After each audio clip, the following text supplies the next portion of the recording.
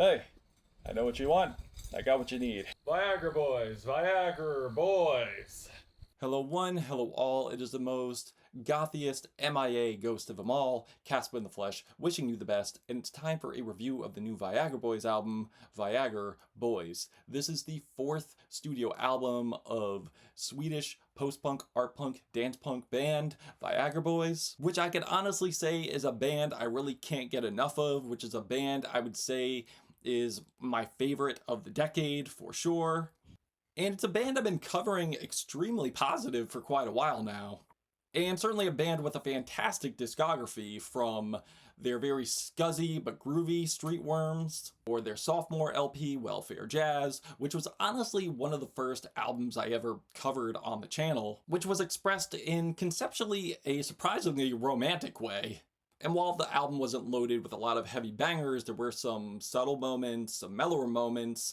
I do think they were done really well, but then really came through with their fantastic, their crown jewel, Cave World, which not only satirized rock, but also satirized the world as we know it, satirizing the very terminal online right-wing conspiracy theory nuts, or just insightful commentary on the world and evolution in general. And given how societally we're very much in shambles right now, I feel this album really does have the System of a Down toxicity effect, where as you listen to it, it becomes more and more relevant, stays relevant, but in a very unfortunate way. And the boys really did keep the fire burning on this one, with singles such as the very zany, anthemic, unhinged Man Made of Meat, or even pushing the envelope topically with the hilarious, gruesome garage rock banger Bog Body, and also coming through with Uno 2, which is probably the most mellow single they've released, where frontman Sebastian is speaking from the perspective of his dog, but also simultaneously is able to reflect himself in his dog.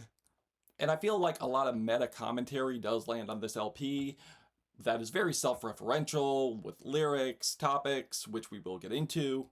Instrumentally, you're getting a lot of blaring and droning horns, sour guitar melodies, very punchy and pounding drums with thick bass that create a droning melody. And there's not only moments where the band ventures out sonically, but also vocally as well. And given the singles, I knew Viagra Boys would deliver here, even if there were some lukewarm moments here and there. Like, I don't think this thing is as near perfect as Modern Cave World, but as far as bop to flop ratio, I would say the bop level is pretty high. And I think the band does take risks here at 11 tracks, 37 minutes. And while I'm not crazy about Best in Show, I can appreciate the band adding continuity to their catalog. And as I mentioned before, this band can be self-referential, and they do share their experimental chops with the grungy but also psyched out Pyramid of Health, with these distorted bright swells of chords and synths, with warped sounds of instrumentation that I feel reflects Butthole Surfer's Pepper. And while Sebastian is singing this track melodically, it's done in a very matter-of-fact type of way, with these melancholic but also tasteful refrains of Marcy Playground, Sex and Candy. And again, I love how this band does venture out on this album stylistically, like with slacker rock, or even dub reggae that has a filthy, disgusting tinge to it, like on Store Policy. And then we go back to the opener, Man Made of Meat, which definitely does serve as an absolute banger for the album to kick off, like Viagra Boys are known to do. With each opener they do, it just continuously kicks ass, one opener after another, but without getting stale, without being formulaic, with off-the-wall sax lines along with these squiggly arpeggios, some very freakish and noisy guitar effects, but still keep this thing groovy with lyrics that are as vulgar and morbid, but also hilarious, with a half-sung, half-chanted hook, but also very self-referential lyrics here, very self-aware. I don't want to pay for anything, clothes and food and drugs for free. If this is 1970, I'd be working at a factory. And the track definitely does serve more as a garage punk banger, with satire, but in a very effective way.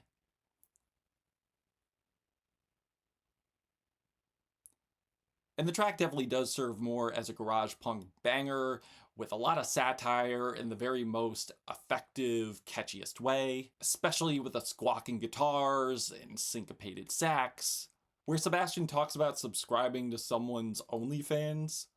where Sebastian talks about subscribing to someone's mom's OnlyFans. Meanwhile, the track Bog Body delivers a very Devo-esque style of mixing, along with this garage rock, horror punk, misfit style hybrid, but also with some Sex Pistols anarchy in the UK in terms of the refrain. And looking into the lyrics, it definitely fits, with these absolutely manic vocal leads. And the guitar lines get more bizarre and distorted as the track continues. And the song really is self-explanatory of a long deceased woman who is preserved. And I was thinking like, wait, is this like an allegory to vanity or symbolism of like beauty standards? And I'm like, no, he's talking about a frozen body, a preserved body, a cadaver, and how she was preserved in ice, and how this person is growing envious of this long deceased woman. And as the album continues, we definitely do get more tracks about mortality, like on the solemn and heart-wrenching Medicine for Horses, which is an equivalent of Lou Reed teaming up with the Pixies, making Nine Inch Nails hurt. But also there's like a slight interpolation of Violent Femmes, where Sebastian is saying break his neck, drain the spinal fluid from him, and put it in a mason jar, give it to a child, have it recreate him. Or mental health, or health in general, on the track Pyramid of Health. That takes a blatant jab at pseudoscience nut jobs like RFK Jr., spread it, and with its ongoing spread of problematic misinformation and anti-vax shit, I would say this track is certainly more relevant and definitely does hold a purpose and is certainly warranted. And while this album unfortunately does not have a very strong ending, a strong conclusion, and they do deliver probably some of their weakest stuff yet, like Waterboy, where the vocals are pretty underwhelming, actually very underwhelming. The lyrics are pretty convoluted, and while I could give props for them branching out, especially with the piano back closer, I mean, it's not terrible, but I honestly wanted more. But I will say, this thing is packed with a lot of highlights, and a lot of Easter eggs for Viagra Boys fans, with references to shrimp, worms, dancing, which if you've watched Viagra Boys videos, you see Sebastian does quite a lot of that. And I don't know if it's just me, but I do recognize there are some probably unintentional sequels here, or maybe intentional sequels. Like Dirty Boys, which does share a topical correlation to Creatures that was on Welfare Jazz. Except I would say Creatures was more metaphoric, but I would say that Dirty Boys is really more, I want to say, blatant, a little more on paper, as Creatures is more of a metaphorical sense of living on the outskirts, being an outcast to society, as Dirty Boys is basically Sebastian going through this crazy metamorphosis of becoming this rowdy, badass biker gang member. And the band certainly has kept a knack going, a continuous knack for their cycling synths, their wailing synths, but still keeping this thing filthy, grimy. And the fourth installment of Best in Show, which I mentioned before. And there's really no Best in Show 3. They kind of just leaped into 4, but I guess that's the quirk of Viagra Boys. It wouldn't be a Viagra Boys album or catalog if they didn't. And You Need Me really does play into the commentary, the meta commentary that I was speaking on before, as, you know, Viagra Boys is a very political but also satirical band, so obviously Sebastian would have to know his shit, his historical knowledge and bona fides for him to speak on it, which is why You Need Me is such a very, I would say, great self-referential track, as saying like, you need me, like you need the knowledge, but also is self-aware to show the observation of, yeah, while this is informative, that I could also notice the lack of accessibility the song has. And basically knowing and having the awareness they're not going to be for everybody, especially with this line, I bring the type of vibe to a party no one likes and make everybody sad. Which is funny to me because the production is very punchy. It's also very groovy. And the funny thing is probably one of their most hookiest, most memorable hooks, I would say, on the entire record. And the song Store Policy, as I mentioned before, which sounds like dub reggae on friggin' acid, with its bright steel pounding drums amongst its very haunting, disorienting instrumentation. The whole thing sounds like a tropical bad trip nightmare. And in this case, speaking up from a perspective of a menace to society, doing very problematic things in front of public places, or this character just does something that's just totally out there, totally unhinged.